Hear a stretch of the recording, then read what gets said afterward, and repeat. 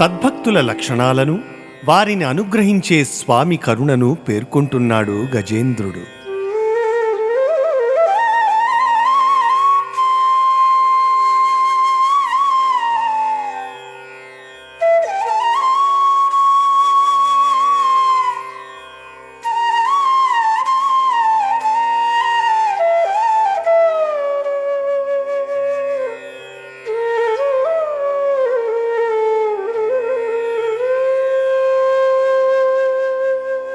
వరధర్మ కామార్థవర్జిత కాములై విబుధులెవ్వాని సేవించి ఇష్టగతి పొందుదురు. చేరికాంక్షించు వారికి అవ్యయదేహమిచ్చునెవ్వాడు కరుణ ముక్తాత్ములెవ్వని మునుకొని చింతింతురు. ఆనందవార్ధిమగ్నాంతరంగులు ఏకాంతులు ఎవ్వనినేమియు కోరక భద్రచరిత్రంబు పాడుచుందురు. ఆ మహేషు ఆద్యు అవ్యక్తు అధ్యాత్మయోగగమ్యు పూర్ణునున్నతాత్ము బ్రహ్మమైన వాని పరుని అతీంద్రియుయేషు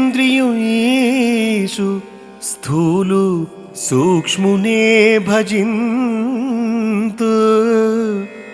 ఆ ఆ ఆ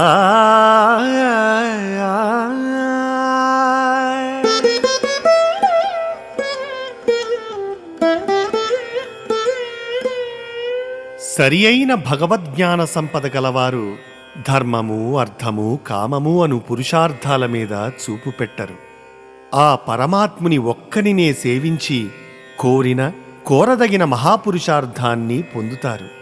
ఒకవేళ ఏదైనా కోరి ఆ మహాత్ముని సేవించేవారి కోరికకు తగిన అవ్యయమైన దేహాన్ని అనుగ్రహిస్తాడు. మనస్సు త్రిప్పులను ఆపివైచి దానిని ఆ పరమాత్మునందు లగ్నం చేస్తే అట్టివారికి ఆ స్వామి పరిపూర్ణమైన ఆనందమనే అమృత సముద్రంలో మునిగే అంతరంగాన్ని ప్రసాదిస్తాడు. ఇంకా గొప్ప వివేక కథనం కూర్చుకున్న మహానుభావులు ఏమీ కోరరు. నిష్కారణంగానే హరిభజనం చేస్తూ ఉంటారు. నారాయణుడు అట్టివాడు. ఆద్యుడు, అవ్యయుడు, అధ్యాత్మయోగాన్ని అవలంబించిన వారికే పొందదగినవాడు.